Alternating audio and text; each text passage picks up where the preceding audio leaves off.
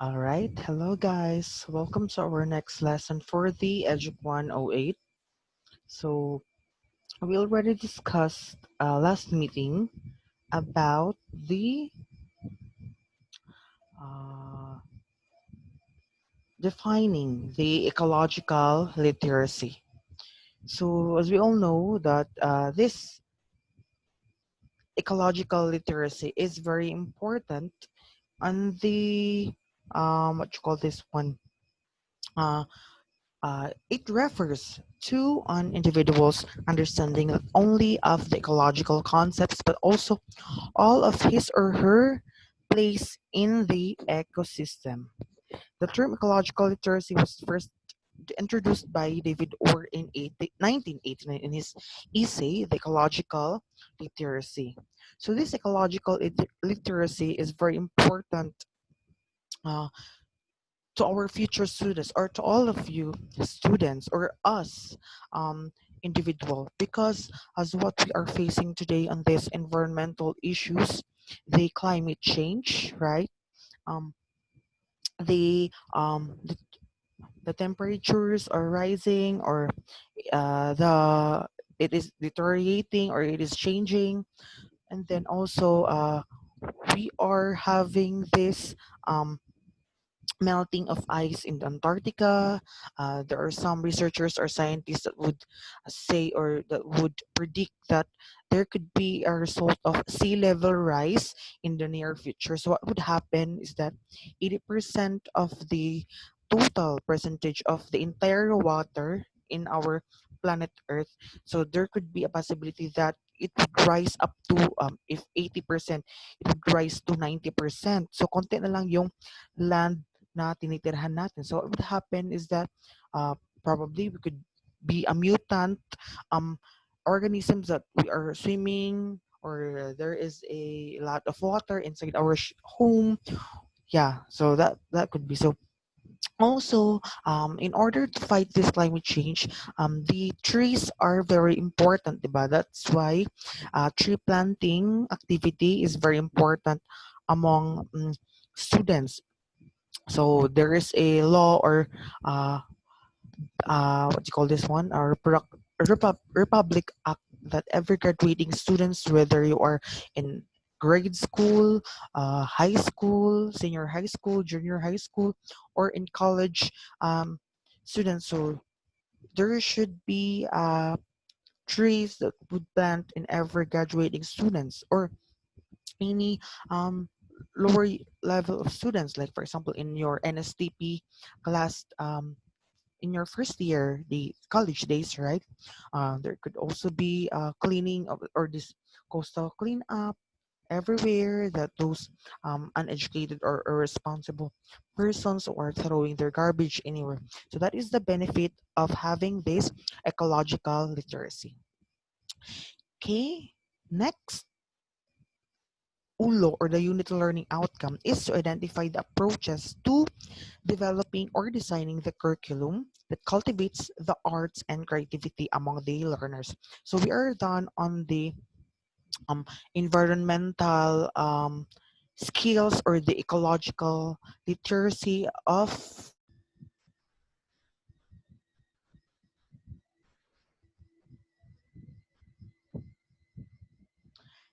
yes, next is the what you call this one, the next topic. Sorry for that internet connection on the globe with Wi-Fi. So we have we are now on the arts and creativity of the students. So artistic literacy is defined in the National Coalition for Core Art Standards, which is a conceptual framework of arts learning as a knowledge and understanding required to participate authentically in the arts. So as we all know, this artistic and creative side of the students is very important in this current situation that we are facing today, this COVID-19. Um, we have a lot of time staying at home. We don't have nothing to do. Like we're just scrolling on our social media that kills our time. So why not having this skills, this artistic and creative side? So um, discover your hidden talent, that if you're a painter or you have a talent of this artistic side or being creative, so why not having this literacy? So while individuals can learn about the dance, media, music, theater, and visual arts through reading print text, artistic literacy requires that they engage in the artistic creation, the processes directly through the use of the materials such as this charcoal or paint or clay, musical instruments or scores, and in specific spaces. For example, the concert halls, stages, dance rehearsals, spaces, art studios, and computer labs. So you have learned also in the GE7 the art appreciation in showing your hidden talents about this, right? But on some students or pupils or your future pupils or your students, when you are also a teacher, so you would also discover or try to boost the confidence of your students to show their hidden talents, because by that, so they could know their true self by expressing their true identity or true feelings, or sharing their talents, right? They could also be their strength or their, what you call this one, the um, that could also improve their selves or having this ability or their skills. If for example some of your students would get bullied, so by showing this talent or their artistic side or this creative side, that could also face those bashers na nakakapaligid sa kanya. Yun siya. And also we have here the creative literacy. It is a concept that looks beyond sitting with rather a book. It is a holistic approach in that it incorporates activities that can strengthen the reading skills but are more focused on the broader learning. So when you say the creative side is our creative mind that would um, what you call this one, that would apply the imagination of our students by reading those stories that he or she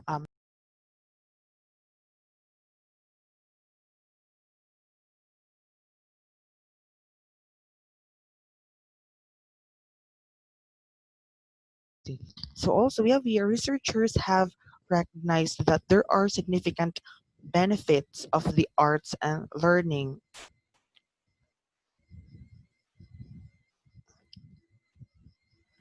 Okay, we have here the artistic and the creative literacy, which researchers have recognized that there are significant benefits of arts and arts learning and engagement in the schooling. So the arts have been shown to create an environments and conditions that result in the improvement of the academic, the social, and behavioral outcomes for the students. So from early childhood or during the kindergarten or grade school, through these early and later years of this schooling. So yun siya, diba? It could improve the academic because some parts of the brain of the student would um, function if they have this artistic and this creative literacy. So for example, playing an instrument, so they could they know how to memorize, to put the key on their fingers. So if on their academic side, so they know they have this creative skills or this problem solving skills or this memorization skills. And then in social, it could also benefit to gain more friends. So there, if there is a band, I would call this one, if may banda sila, may singer, may guitarist or bassist, so yan siya. Could also improve the behavioral outcomes, diba? Because some part of their brain would calm them, or they have a peace of mind to really calm, or they have a good behavior on that part. Okay, however, due to the range of the forms, art forms and the diversity and complexity of the programs and research that have been implemented, it is difficult to generalize the findings concerning the strength of the relationships between the arts and learning and the casual mechanisms underpinning defining this association. So we have here the following that the flexibility of the forms comprising the arts positions students to embody a range of the literary practices too. So first is they use their minds in the verbal and non-verbal ways. We say verbal is those words they could able to communicate with themselves or with other people, or their non-verbal ways is they're using their actions, but they could express their thoughts using actions, so they know how to act, their facial expression, their movement of their bodies or their muscles. Yun siya. Another is they communicate complex ideas in a variety of forms, so they would able to communicate some difficult ideas or difficult what you call this one, information within themselves or within their brains. Kasi nga, yun nga, na-function yung creative skills nila or yung artistic side nila. They would able to use, uh, they would able to function their brain well. Third is to understand words, sounds, or images, so they would able to understand words. So, like for example, they are reading a novel or a book, so vocabulary. So there is some difficult words that they're not familiar with, so they would search that into the Webster dictionary, so they would able to know that, or they could able to uh, identify different sounds because they have this talent of singing or dancing, and also images, right? They are visual learners. Fourth is that imagine new possibilities. So they would imagine to identify what are the new opportunities or possibilities that they are facing because they are engaging more on the creative side and the artistic side. And lastly, persevere to reach their goals and make them happen. So they have this vision to reach their certain goals because yun nga, they have perseverance and they are disciplined in getting that artistic and that creative literacy. So engaging in quality arts education experiences provides the students with an outlet for the powerful creative expression, communication, aesthetically rich understanding, and connection to the world around them. So being able to critically read, write, and speak about art should not be the sole constituting factors for what counts a literacy in the arts. And considerably more dialogue, discussion, and research are necessary to form a deeper picture of the arts and creativity more broadly. So the cultivation of the imagination and creativity and the formation of a deeper theory surrounding the multimodality and the multiliteracy in the arts are a paramount. So there's a huge need of um, engaging with this creativity and the artistic side or the artistic skills of every student so that they would know their uh, self more, uh, they would show more their talents or their skills. Okay, next is the Elliot Eisner posited the valuable lessons or benefits that education can learn from the arts and the summers into eight as follows. So we have here number one, form and content cannot be separated. So how something is said or done shapes the content of the experience. So as we all know, right, experience is the best teacher. So this form and content should not be separated. So there should be a balance between the two. So in order to performing this type of skills, so they would know what is the content or what is the point of performing this type of skills. Okay, number two is that everything interacts. There is no content without form and no form without a content. So what do you mean with this type is that there should be an interaction between the having this no content or without the form and no form within the content, or when the content of a form is changed, so too is the form altered. Form and content are like two sides of a coin, di ba? Like form and content, yung two sides of the coin, the head and the tail. So there should be a balance between the form and then the content. Next, number three is the nuance matters. To the extent to which teaching is an art, attention to nuance is critical. It can also be said that our aesthetic lives in the details that a maker can shape in the course of a creation. So, you future teachers know how to really teach art. So step by step, or there should be a process, right? Because we cannot say that a student or a pupil is really engaging on art. So may iba na nahihiya, na share nila yung talents nila sa pagkanta or sa pagsasayaw, or may iba na sa sketching or drawing lang sila lalabas yung talent nila. Okay, number four is surprise is not to be seen as an intruder in the process of the inquiry, but as a part of the rewards one reaps when working artistically. So no surprise, no discovery or no progress. So you future educators should not persist surprise but create the conditions to make it happen. It is one of the most powerful sources of an intrinsic satisfaction. It is also true that we should not be shocked or surprised of so those different intruders or disturbance in us. So this is part of a process of developing the creative and artistic side of your future students. Number five is slowing down perception is the most promising way to see what is actually there.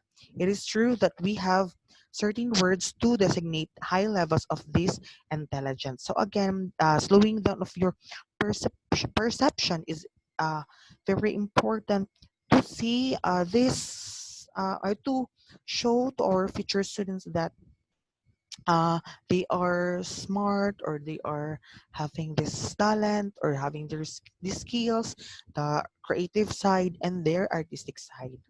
Number six is that the limits of the language are not the limits of the cognition. So we know more than we can tell. In common terms, literacy refers essentially to the ability to read and to write. But literacy can be reconceptualized as the creation and use of form of representation that will enable one to create meaning. So this meaning that will not take the impress of the language in its conventional form. So yun siya, di ba? In the form of language could uh, really function our mind or our creative mind. This cognition is very important to this communication rather is important in the facilitating this kind of skills. Next, the somatic experience is one of the most important indicators that someone has gotten that is right. So this somatic experience is related to the multiple ways in which we represent the world through our multiple forms of the literacy. Because we have these different kinds of skills, right? Or this multiple intelligence. We love to see on our eyes are this visual literacy, the audio, or it could be a combination of audio visual literacy, bodily kinesthetic, or it depends of our experiences to relate this multiple intelligence that we have. And lastly, an open-ended task permit the exercise of the imagination. So important is that this open-ended um, task is could also improve the imagination or the human aptitudes of this critical creativity and the artistic mind of our future students. Okay, in characterizing the artistically literate individuals, so we have here a question: how would you characterize an artistically literate student? So by using a variety of the artistic media, symbols, and metaphors to communicate their ideas. Second is to develop the creative personal realization in at least one art form. Third is to cultivate the culture, history, and other connections through diverse forms. Fourth is to find joy, inspiration, peace, intellectual stimulation, and meaning. And lastly is to seek artistic experiences and support the art. So those are the five characteristics of how to engage our future students or every individuals to be artistically literate. So having this media or symbol or metaphors, di ba? So there should be an application or a tools to improve or that would able them to practice this set of artistic and creative skills. And there should be a personal realization if it is very important to have these certain skills, and then is to cultivate any based on the culture or Philippine culture or Philippine history. And there should be a joy, or you should find joy, inspiration, and peace and actual intellectual simulation. And also, lastly, we have here may also seek an artistic experiences. So may ask any other professional to engage more about these skills. Okay, some issues in the teaching creativity. So in his famous TED Talks on creativity and innovation, so Sir Ken Robinson, or his article titled "Those School Scale Creativity," the year 2006, and also another article, "How to Escape Education's Death Valley," on the year 2013.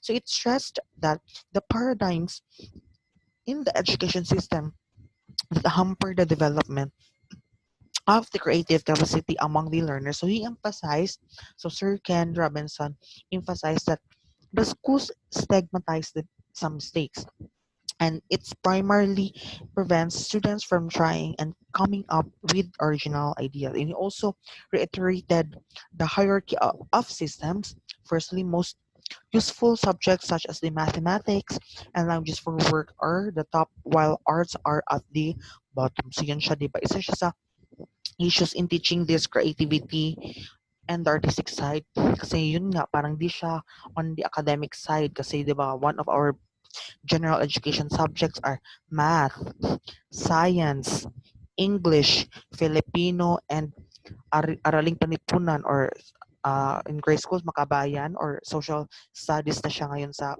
college, di ba?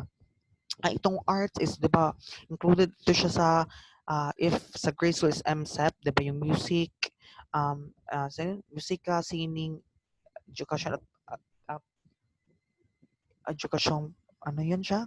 I forgot. Or in high school is MAPE, di ba, yung music, arts, physical education, and health. So parang na siya sa bottom part, na hindi siya part sa major academic or what you call this one, general education subjects. Okay, we have here, because of this painful truth, so Sir Ken Robinson challenged educators to, number one, to educate the well-being of a learner, and also shift, shift from the conventional learning. So ito yun siya, uh, we should really educate more our future learners to have this artistic side. Second is to give equal weight to the arts. Yeah, yun siya. There should be a balance between the arts, the humanities, and the physical education. So, di dapat siya na focus lang yung math, English, science, any other subjects. Also, facilitating learning. So, we should, you future teachers should know how to facilitate the learning of your students and showing their artistic and their creative side, and awaken and develop the powers of this creative side of the learners, and view intelligence as a diverse. So it is unique. So there is a diverse role of this creative and the artistic side.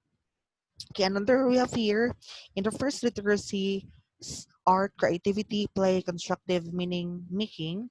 So McCardell and Wright asserted that educators should make deliberate connections with the children's first literacies of arts and play. So a recommended approach to the early childhood pedagogy should emphasize the children's embodied experience through these drawings. That is a basic form or part of the showing the creativity and the artistic side.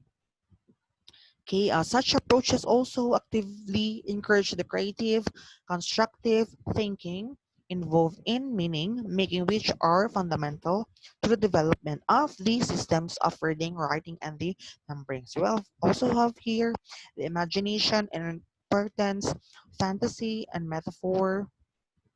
So there is a creative curriculum that will not simply allow but will actively support the play and the playfulness, because yun siya, di ba, the imagination coming from the book.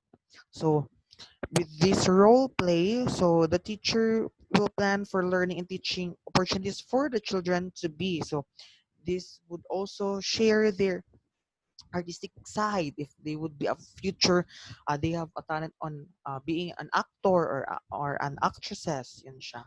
Second is the active menu to meaning making. So in a classroom where children can choose to draw, write, paint, or play in the way that suits their purpose or their mood. So yun siya, di ba? They would select an active menu in making this artistic and the creative skills. Third is the intentional and a holistic teaching. So a creative curriculum requires this creative teacher who understands the creative processes and purposefully supports the learners in their experiences. So you future teachers should have also this creative and artistic side in order for our students to get their attention and also enable them to express their creative and artistic side in the near future. And lastly is the co-player or the core artist. So future educators, you guys, must be reminded of the importance of understanding the children as the current citizens with capacities and capabilities in here and now. So tayo mga teachers, so kayo should really know how to adjust or understand our students to show their artistic and their creative side. Kasi because we teachers must try also to avoid letting the busy management work for the days and take precedence and distract them from the being.